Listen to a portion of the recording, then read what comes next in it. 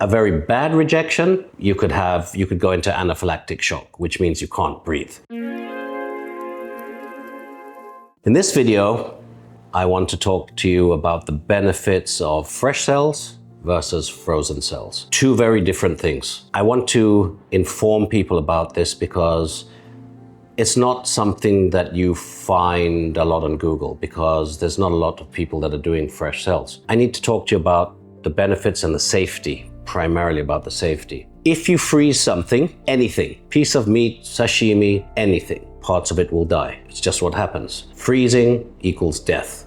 Water gets into the cells, they expand, and the cells break. Same with fresh stem cells. If you freeze fresh stem cells, parts of them will die. If you don't freeze them, you have a very low percentage of death. That's why they're safe. But some people have told me, hey, George, why do you guys only do 40 million stem cells?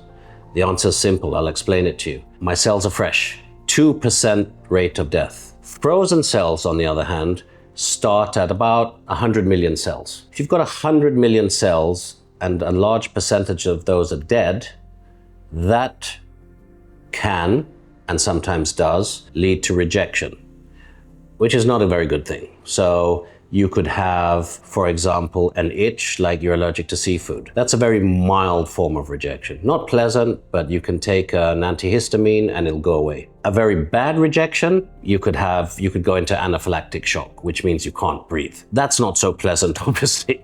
If you're going to put something in your body, it could be anything, but especially for stem cells, go with something that is quality. I'm not saying come to me. You don't need to come to me. I'm very happy to guide people through it, give advice. You don't need to come to me. But if you go to a place, go to a good place. You see, when you have a lot of cells, stem cells always go to your lung. It's just the nature of what they do. You'll IV them, they'll go to your lung. If you have an issue in your lung and you've got 100 million cells coating your lung, and a lot of them are dead, they won't exit. So your lungs can't be oxygenated, which is, that's how you breathe. With our cells, 40 million, 45 million cells, they will exit because so few of them are dead. So again, really, really be careful in what you do and where you do it.